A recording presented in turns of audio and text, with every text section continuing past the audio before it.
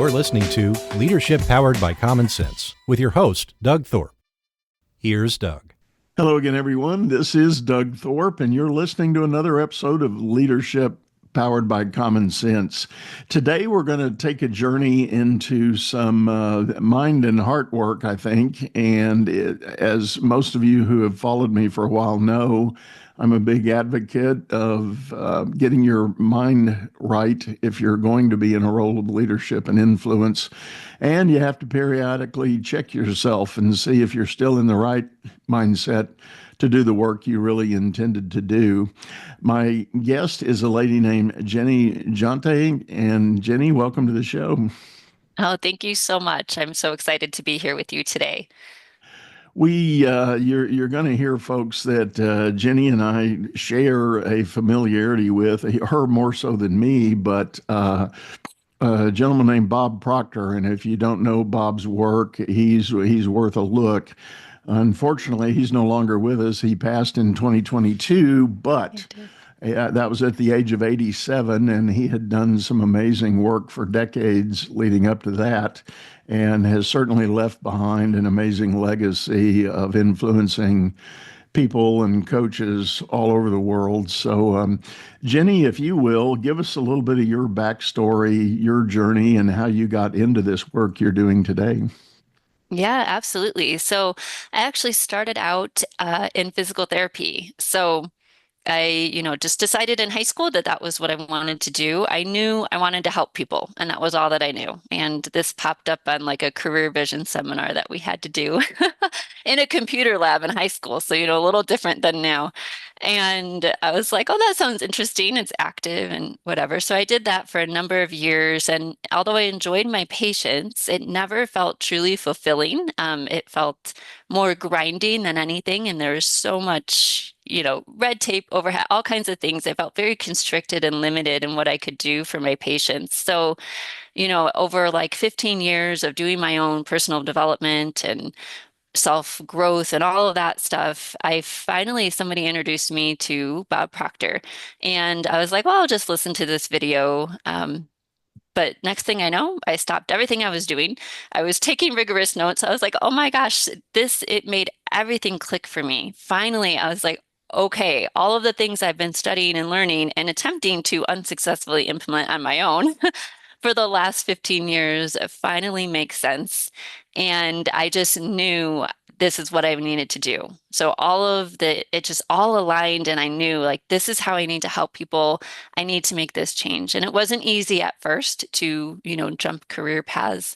But in the end, I am so grateful I made that leap, and I will never look back.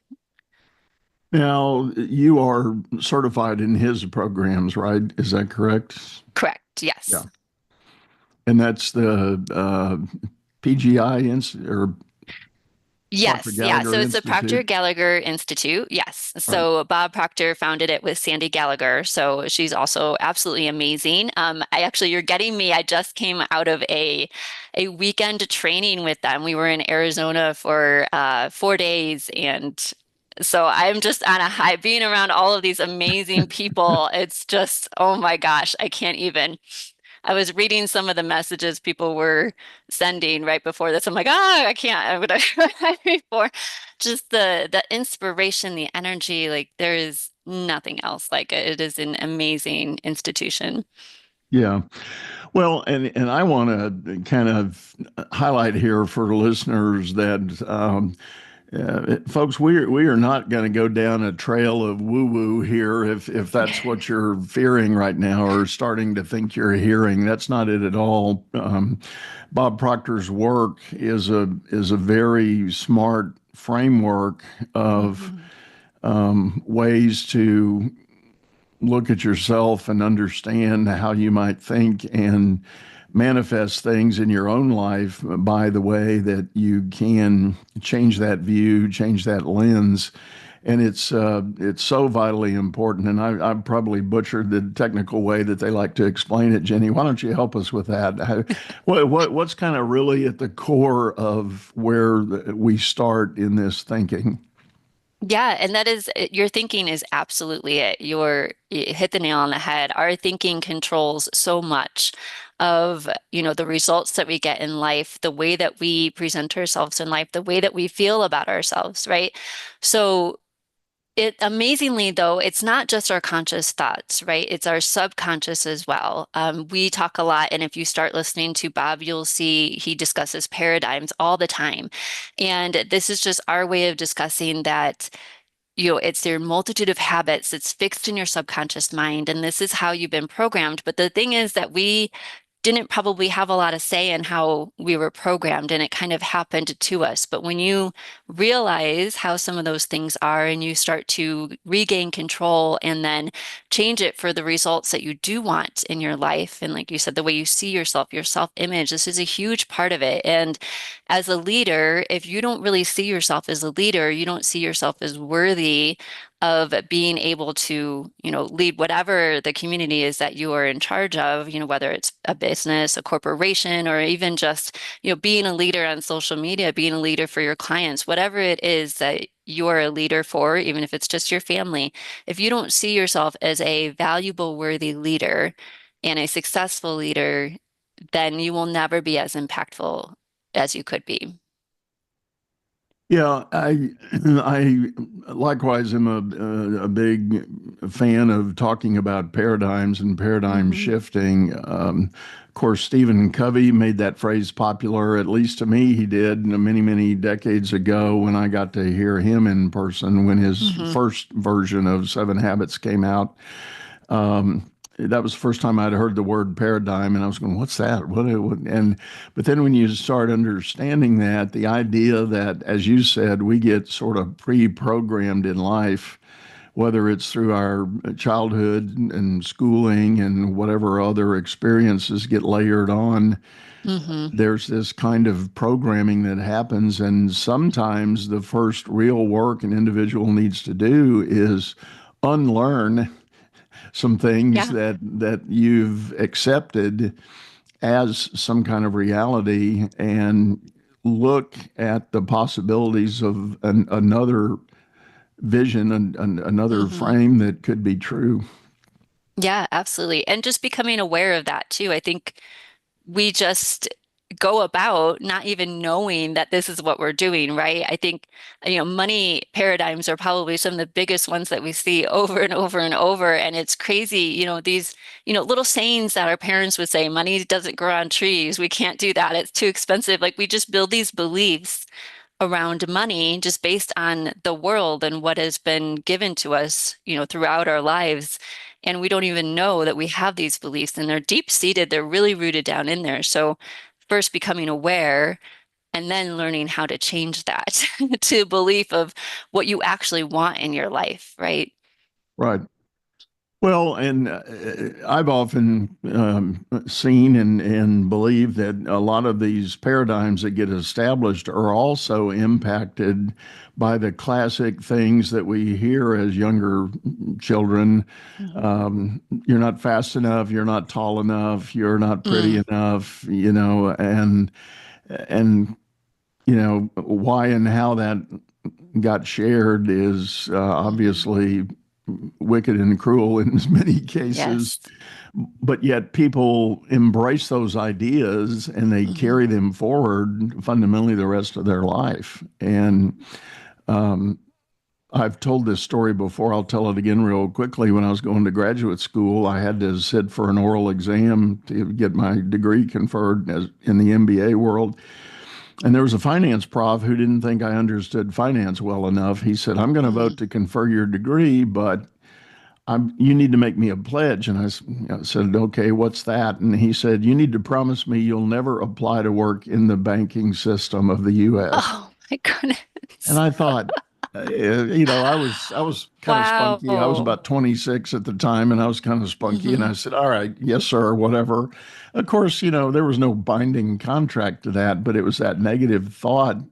Yes. And a couple of years went by, and I was ready for a career change. And first thing I did, I went and applied at a bank, and I've stayed in my early career. I stayed in financial services about 25 years, and Yes. so it's like, dude, you have no idea, you know. Yes, but see, now you overcame that, whereas a lot of people would have taken that comment and it would have shut them down completely. Whether they realized it or not, they would have just steered completely away from banking and finance and the whole industry because of this, what Right. somebody said. So, I mean, kudos to you for even just being able to overcome that and go after it anyway and spend 25 years in the industry. Yeah, and I look back on that, and that is the experience that opened my eyes to so many things in the business world. I Hmm. watched leadership teams of all kinds running the businesses that we banked, and I saw the good and the bad and everything in Yeah. between, and it really set in a wide and deep reservoir of ideas and experiences that I now can share with clients. And I wouldn't, if I had followed his unbinding Hmm. commitment and agreed that I would do that just on his word, none of this would have happened. So Right. it is important. But enough about me. Where do you typically start with folks when somebody raises their hand and says, Jeni, I'd like to work with you. Tell me more about these programs and ideas. Yeah, so I mean, like most people, we jump on a call, and I do have, different levels and degrees of programs that, I have to offer, but um, the first and core one is really a 6 month program, and then there's another 6 month program that can be added on to that, or you just do it all together in big 1 year of just intensive coaching. But those are the big ones, and then I have two, lower level things that I add as well. One 3 month program really designed around money, and tackling these money paradigms and our views and beliefs on that because it's amazing how much we hold ourselves back there. And then another one that is only about a month long, and that's around self-image, because that's another place I see where people are in a huge, huge need. So when we hop on a call, we just try to figure out, how can I serve them, right? What is it that you really want? I think that's another place that we hold ourselves back is allowing ourselves to even have dreams or visions that are big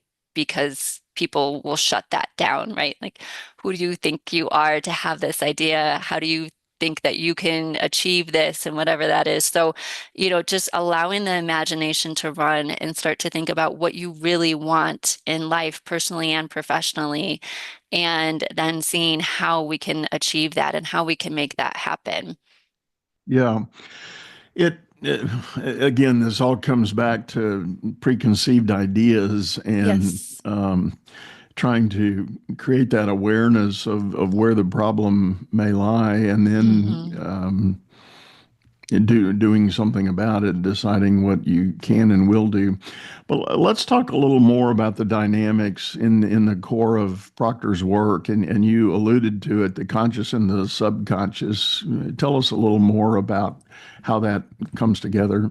Yes. And I actually, oh, let me see if I can grab it out real quick. So I don't know if you've seen his description of the stick figure.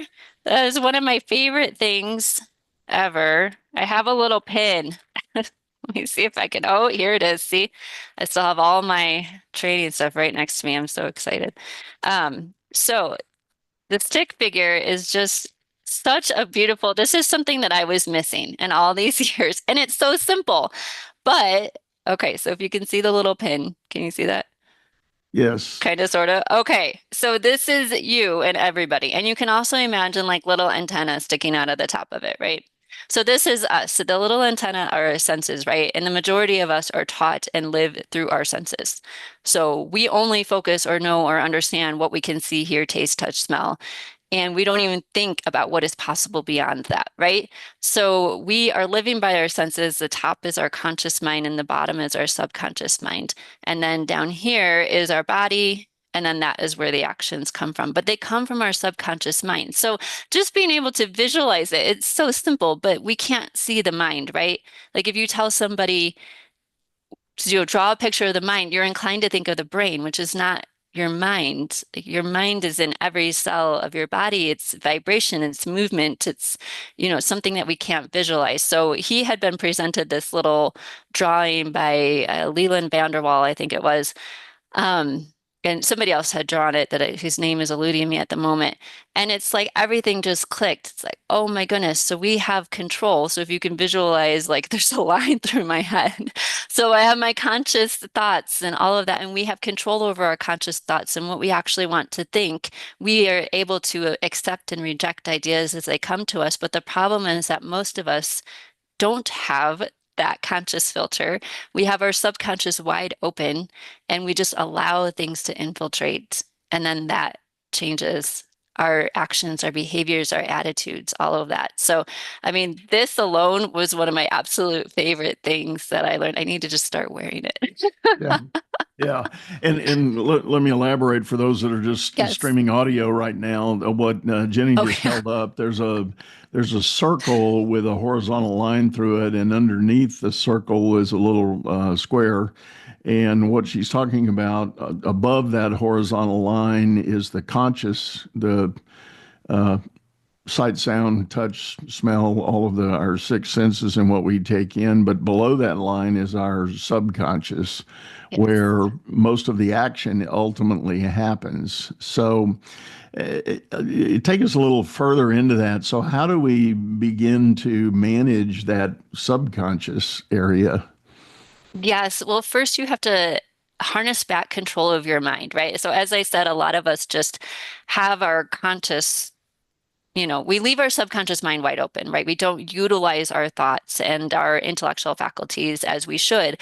So we have these amazing intellectual faculties that help us reharness control of our mind. So like our will is one of them, our perception. So again, that ability to accept or reject information that's coming to you. Like if somebody says, oh, the economy is so terrible, or, all of the things happening right now, you can allow that to completely like change your everything. It's going to change the way you act. It's going to change how you behave. You're going to be negative, or you can decide not to accept that. Say, I create my own economy, no matter what is going on in the world outside of me, and not get emotionally involved in these ideas. And then we have our imagination, which again is something that we suppress, right? A lot of times, so many things go back to when we're a kid.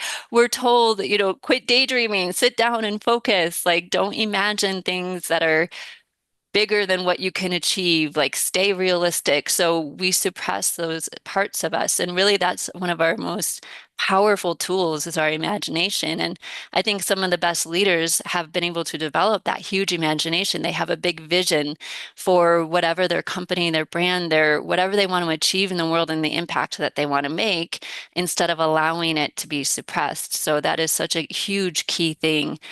And then what have I not talked? Memory. So that's another place where we can regain control of our thoughts and another place I was always told, oh, you have a terrible memory. And it's like, but no, you don't have a terrible memory. It might not be too strong, but you can strengthen it. So these are all things that we can work on to make it even better and better. And then what have I said so far? So we talked about, our intuition is also huge. I think, again, that is crucial for leaders to have a well-developed intuition, knowing, what steps should they take next and not allowing other people to influence that, right? That's, again, where we can filter the information instead of just allowing it all to come in and to change our subconscious mind. But I think I said all of Yeah. them. As you were describing all that, what I'm thinking about is so many of my clients are people that are now, they have been on the corporate treadmill for a while. They're becoming, you could even say, either burned out or a little bit disillusioned, or they're dealing with the inevitable reality that they might just be capped out already, that, there are fewer jobs above where they are right now. And again, not casting a judgment about where they are or what they are, but just it's starting to become obvious that circumstances are never going to come their way in that big machine of corporate existence. So they choose to sort of plot their own destiny and pursue this idea of entrepreneurship by acquisition, going out and buying an already successful business, taking Okay. it over and running it further. But even for someone who has gone through the process of making that decision and approaching me about training and support for that effort, as we get into the details of what's required and what's involved, there's inevitably some sort of aha moment that either really energizes them and just rocket launches them into the journey, or they pull back and go, oh Mm-hmm. my gosh, I never realized it's going to be this hard. Or now that we're talking about things, I don't know that I can do that. I don't know when I envision or think about the day that all the papers are signed and I walk in as the new owner, what are people going to think and what's going to happen? And you start Mm. seeing all these paradigms popping up all over the place. Yes. And of course, a lot of the work I do, even before we get to that point, is challenging them in the early days for their own protection. Again, not to judge or discourage, but try to more level set and determine where the real awareness is of what's going to be required. And we always Mm-hmm. tie it back to the idea you've made a statement that where you are is not going to be sustainable. Mm-hmm. So you are looking for a shift. Now let's talk about the shift and let's address the things that most concern you, and let me show you how to work through those. Yeah, absolutely. And I love what you said about how oh no, it's going to be so much harder than I thought because, two things about that. First, it will be whatever you believe it to be. So if you believe this will be easy, this will flow, this will be successful, I will have abundance. This is going to be like if you believe these things, you will get that. But if you believe this is going to be hard, I'm going to have to put in a lot of hours. I'm going to be exhausted. I might not make it. I don't know if I can do this. That's what it's going to be. So you have to develop the beliefs of what it is that you want. And yeah, that's easier said than done. And that doesn't mean like this is easy, doesn't mean you're not working. It doesn't mean that you're not taking action. It doesn't mean that you're not doing things, but it's not exhausting you. It's not taking everything out of you. It's giving more to you from what you're getting because of what you're putting out there. But and then also with that, just sorry, I got so excited about that. Oh, because I also believe that when you find your purpose and what you truly want to do, no matter how much time and work you have to put into it, it's not going to feel like work. And I used to hear that all the time. Like when you find what you love, it doesn't feel like work. And I'm like, that's bullshit. It's work. Like I'm exhausted because as though like I said before, I loved treating patients. I loved being a physical therapist, but it was draining. It was emotionally, physically, and mentally draining. And I didn't feel like I was getting much out of it. Like we had a couple patients that you connect with and you feel like you really helped them. But overall, I just felt like I was a hamster on a wheel and just doing what I was told to do.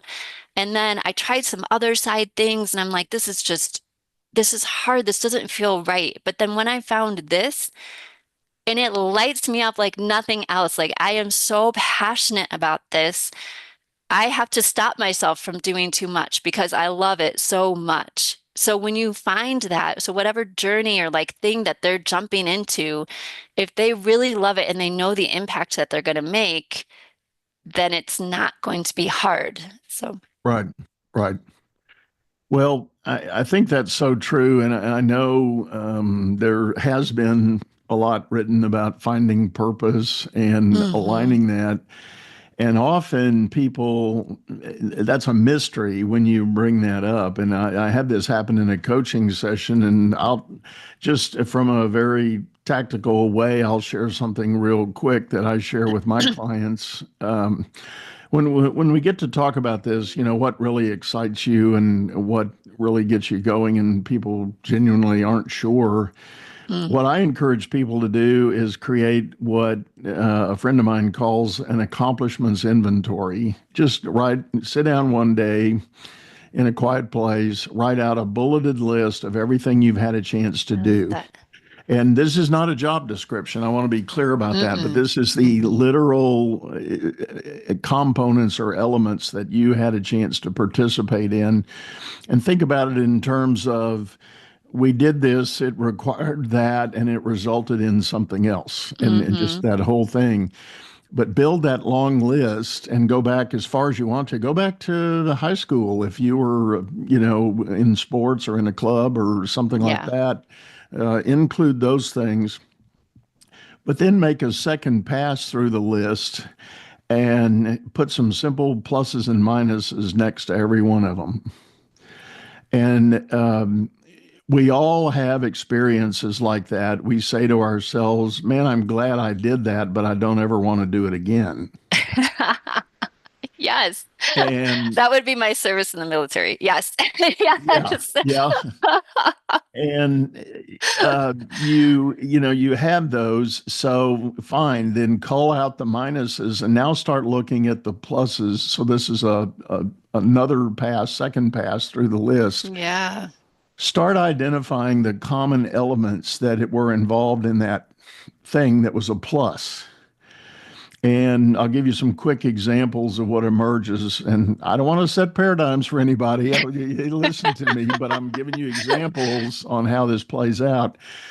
I've had people that have looked at their pluses and say it was all about the people I was working with. It had nothing to do Oh, with the work or the yes. or the tech or anything. But I've had others that said, well, it was the technology I got to play in, or it was the outcome. Sometimes seeing the financial or Mm-hmm. productivity result was the thing. Somewhere in there, there's going to be a pattern that made it be a plus for you. Yeah. So if you can identify that pattern, you're up in the probably 80 and beyond percentile of starting to identify your passion. Yes. I love that. I'm taking notes because I think that's just such a powerful way to do it because there are a lot of people that don't know what they want. They Right. know it's not what they're currently doing, but they don't know exactly what it is, which is why if you can't identify those wants, those passions, those desires, what do you actually want to do? And the other piece I think is to look outside of like conformity, right? I I spent so much time thinking, I spent all this time. I went to school for all of these years. I came out with all these hundreds of thousands of dollars of debt. I have to use this. This is what I have to do. So Right.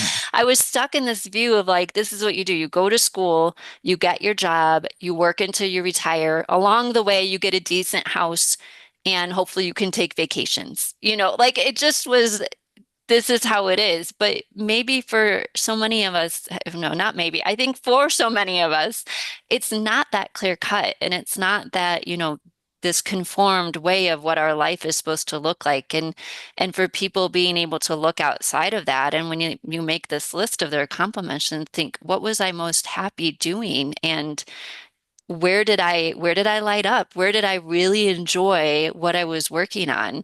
And maybe it's not your typical standard job or your standard way that you're told that your life is supposed to go. That's right. That's right.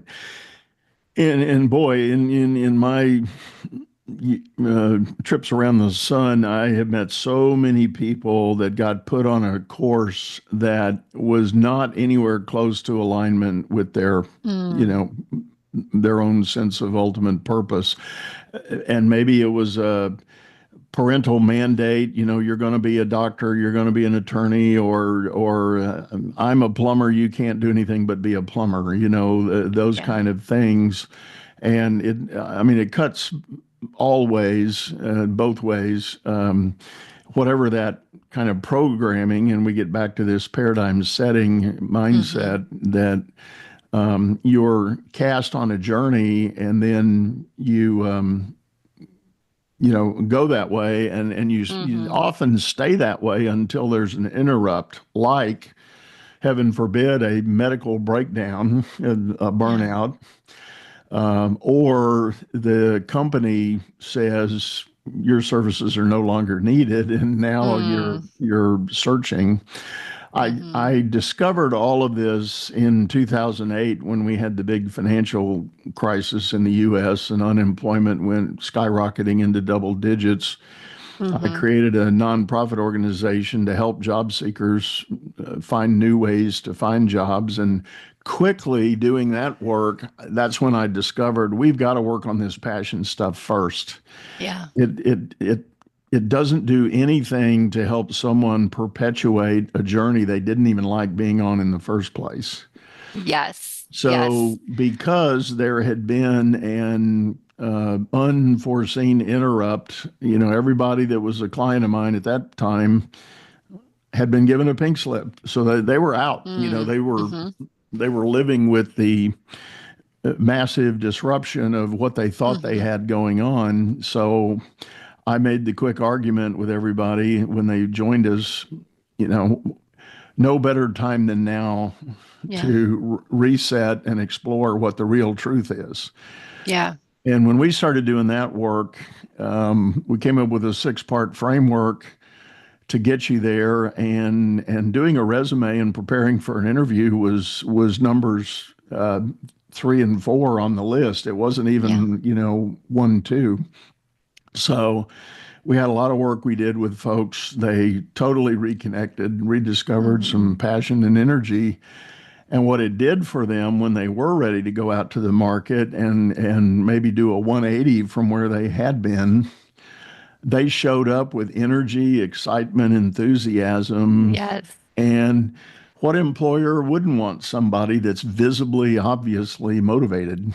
Yeah, 100%. I know. And I just couldn't help but think of, the book we all love so much, Think and Grow Rich, and that burning desire. And that was one of the biggest common themes in all the people that he had, studied. And if you don't have the burning desire for what you're doing, it's not likely that you're going to be successful. And thinking of your why, like, why are you doing what you're doing? And it can't just be money.